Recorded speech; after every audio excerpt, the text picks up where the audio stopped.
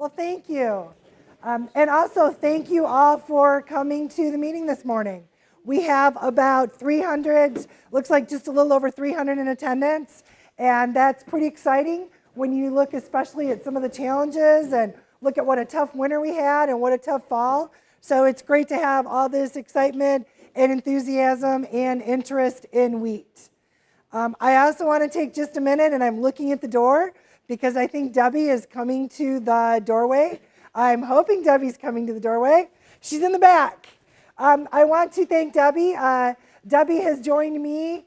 Pretty much I've been about the only staff, and it's become apparent as we've done some of these bigger meetings, I need some help on some of the registration and some of those kinds of things. So I was lucky enough to work with Debbie, and she actually trained me on how to do events right out of college. So one of my first jobs was with Debbie, and she retired early. And she'll tell you, I told her she was coming to work with me and help me. So she's doing some part-time stuff for events like this, and I want to thank her. I also want to make sure we thank Dennis Pennington for all the work that he's done, and Connie and Paul and the host staff and Martin. There was a lot of work that went behind getting even all the tables and chairs set up yesterday and making this happen. So let's take a minute and give them a big thank you round of applause.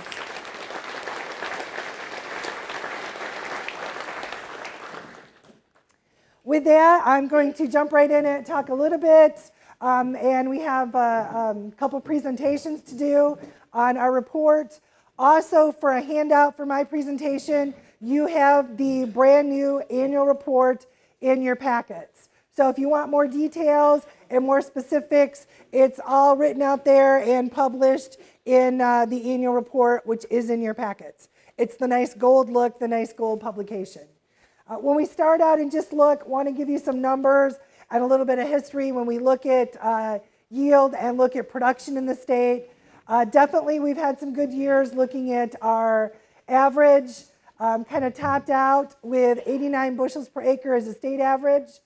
Last year, USDA was predicting that we would break that at about 90 bushels an acre, but you can see our friend the weather sometimes just does different things. So as a state average, we ended up at about 76 bushels per acre. When we looked at our overall crop, again last year, we thought that numbers might be a little bigger, but we ended up with about a 36 million bushel crop. So you can see in 2016, we had over a 50 million bushel crop. So we're down some, but still have some opportunities to increase that. And I think this year is going to be one of those years we're really going to have to wait to see what happens with that weather and see how things come out. So I think you did hear some excitement this morning when Eric talked about some of the things that are on the horizon. I think you're going to hear some more exciting information this afternoon with our panel as they give you some ideas and really share with you the last 7 years of wheat research, what they've learned and what they've found out, and give you guys some ideas and some help to make sure you can keep those margins and make sure we can keep that profitability. The mission of our checkoff program, I know you guys have seen it before, but we're really trying to make sure we have a viable, thriving, and growing wheat industry. And we are working with all those different partners. And I think you can see that today as you walk out and go through the trade show. Just diverse support and a lot of really good help for the checkoff. I think one of the biggest jobs really that has been for our board of directors. And we are sitting here, we were voted in 2011. The board was appointed in November of 2011 and really got together for their first time in December of 2011. And as the programs are set up, board members can serve three-year terms. So you can see how we're starting to get to the point where we're going to have some of those board positions turn over. We're going to have opportunities to get some folks on the board, some opportunities to thank some of those folks that started with us on the board. This was a really tough job for those initially appointed board members. We met 12 months a year because when we started, we had nothing. We had no phone number, we had no address, we truly didn't have anything but that 9-page program you guys voted in through the checkoff vote. So a lot of these folks, and we'll introduce the board, they have been there doing all these meetings. We're now down to 5 or 6 meetings a year. We don't go from 8 in the morning till 5 o'clock at night anymore. We can get them done in half or 3/4 of a day. But a lot of this has been pulled together by the board members and really focused on what do you need as growers. And I also have to tell you, and this is very heartfelt, I've been doing this for a really long time. I worked with a different commodities board for 13 years and then had the great opportunity to come here to wheat for the last 7 years. And this has been one of the most devoted boards. We do everything paperless. They go on the internet, get all their handouts, do all the reading. So when it's a research meeting and we have a stack of proposals like this, when we get to the board meeting, they're already through them all. They've already got through that. We bring in the researchers, we go through, and in 2 days, we can hear 15 research proposals and make all of our funding decisions. So with that said, a lot of times I don't think the boards that make all these things happen get all the kudos that they should, but this has been a very, very hardworking board, and it is very much my pleasure. I would like to take a couple minutes and introduce the board. Dave Milligan is our chairman. Dave, if you want to stand up. I know a lot of you know Dave, but Dave has really spearheaded this, and he does more, way more than the one meeting a month, making a lot of things happen. And now we have the opportunity to share him with Chandler and the folks at NOG and see some Michigan leadership really grow and prosper. We also have on the board Bill Hunt. Bill's right over here. Bill is our vice chairman. And then we also have our treasurer, Frank Vysocil. Frank is right there. And then we have our secretary, Art Leffler. I know there's Art's right there. And then we also have our other board members. As you can see, we have Sally McConaughey. She's way over there. There she is. Yeah, she is on the board. We have Jerry Heck, who's also on our board. Where's Jerry? Jerry is over there. We also have on the board Brent Wagner. Brent's right over here. On the board, we have Mark Hasnick, and he is out in the hall. And then we also have, newest to our board is Jason Dunning. And I know Jason's right here. So let's give them a big round of applause and a big thank you. So with that, I'm going to have Dave come up here and turn it over to him for a couple minutes, and we're going to make a couple presentations. Thank you, Jody. As Jody mentioned, some of us are coming to the ends of our term, and that has happened with 2 of our board members. Jerry Heck has reached the end of his term and is no longer eligible to run, and same with Frank Vysocil. So Frank and Jerry, if you could come up, we have a little token of appreciation from the board for the work you've done. And these are, like Jody said, this is some of the original group that put a lot of hours in to make this thing get off the ground. So we certainly, as Jerry comes up here, I got to say one thing about Jerry. He's the one that reads the minutes every time and seems to be able to find something in there that a period or a comma or something like that. That's when I can open the attachment Jody sends to me.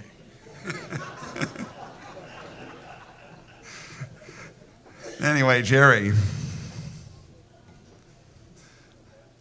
Yeah, Jody wants to get a picture here, I think, or somebody. Oh, Frank.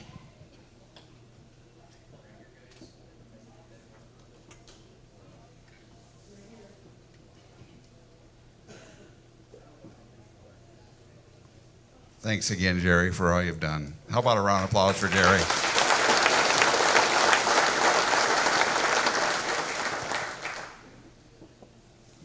Now we come to Frank. Frank, the last several years, has been our treasurer. That's a very time-consuming job, meeting with the auditors and all that kind of stuff. And Frank certainly has brought a lot of years of experience as a wheat grower and a lot of dedication and a lot of wisdom to the board. Thank you, Frank.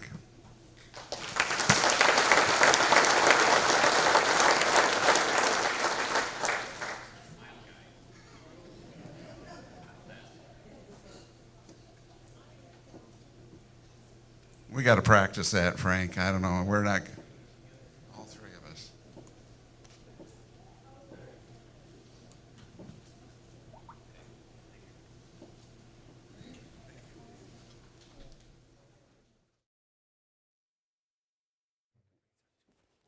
So if you've had a chance to look at all your annual report, you know from previous presentations all that we do and what we're involved in. We do have 3 positions that will be up on the board this year. Brent Wagner is one of those. He can be reappointed, but we do need 2 names in each one of those districts. You go ahead and do a petition form. It's only 5 signatures.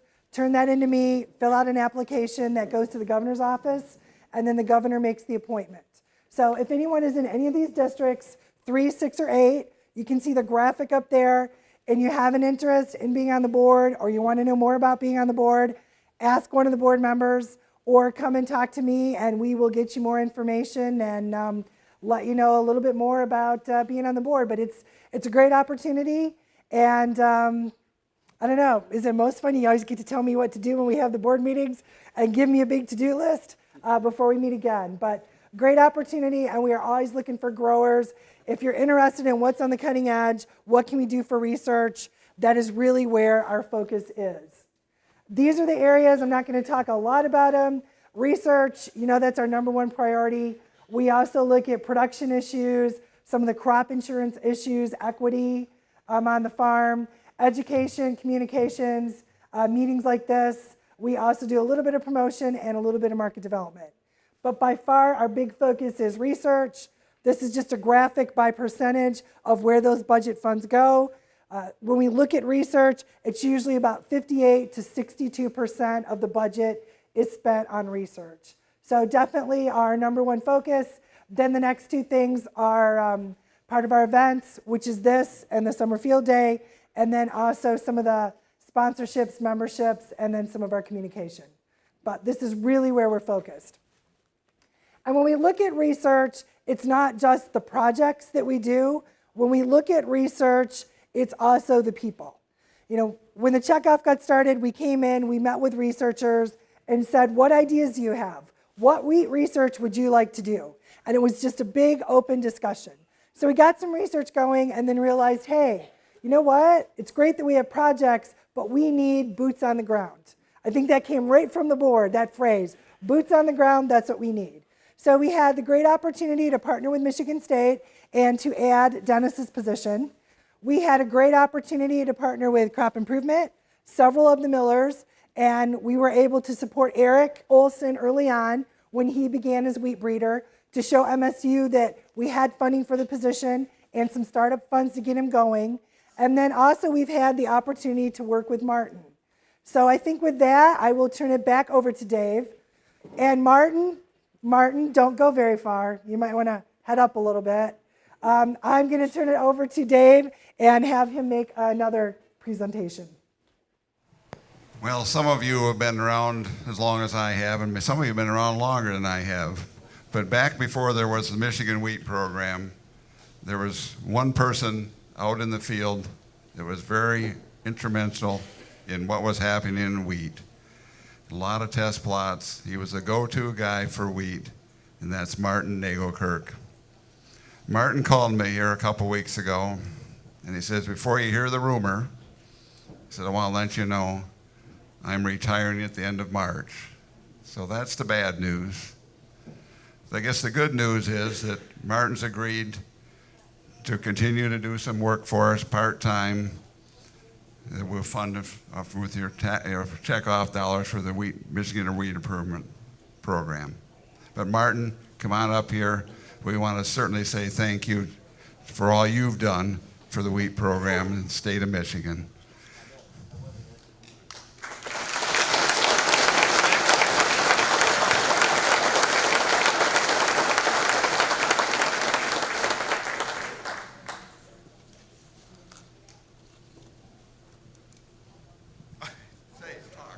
That's what I've always wanted, Dennis on his knees. Dave standing waiting for me to do something right here. But anyway, yeah, it's a lot of mixed feelings, and many of you, some of you have gone through this as well. But one of the feelings that really comes to the fore is one of gratitude. And I didn't anticipate that, but that's really very honest. I'm really grateful for all the growers that I was able to work with over the decades now. I can't even number the ones that have lent their equipment or their field or their time or their opinion or their experience. it's meant the world. But I also grateful to this group and wheat growers in general for supporting the program. The wheat program has made a heck of a lot of difference to MSU. One of the reasons that I think some of us were motivated to help get the program going is that MSU was really dwindling in terms of its resources. The team at MSU now, and you'll see some of them later this afternoon, that's 3 or 4 times, I would suggest, stronger than it was, and that's almost all due to the wheat program. So really appreciate it. All right, thanks.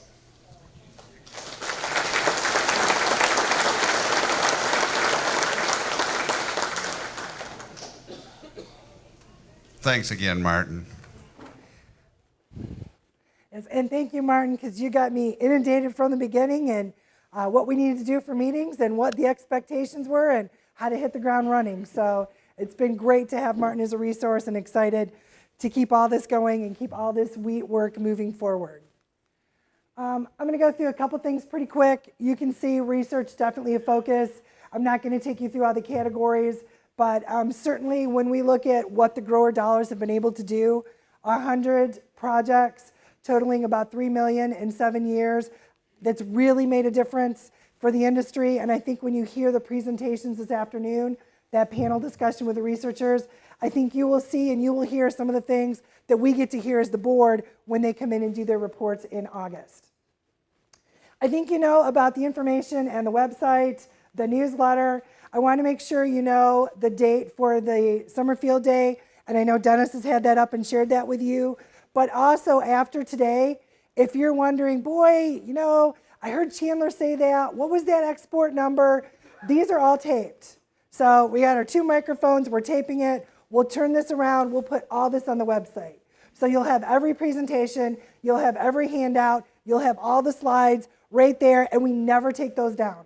So all that information is up on basically your website, miwheat.org, and just go to that previous events and that education tab, and it is all there for you to see forever. So if you're in the field or you have a question, that is a great resource to go to. So I think with that, you all pretty much know how to get a hold of me. I do want to mention just a couple other groups really quickly. Several of you that are MEEP verified have received a mailing that asked you to come to the annual meeting. And also, if you're not MEEP verified or if you have been, for your first verification, we have a $50 award that we send to you. You really have to just fill out the form, send it back to me, and we'll make sure that you get that. And I know we have some MEEP verified folks attending today. Can I get you just to stand up so we can see? Those of you that were verified in the last year? And then how about those of you that are MEEP verified today?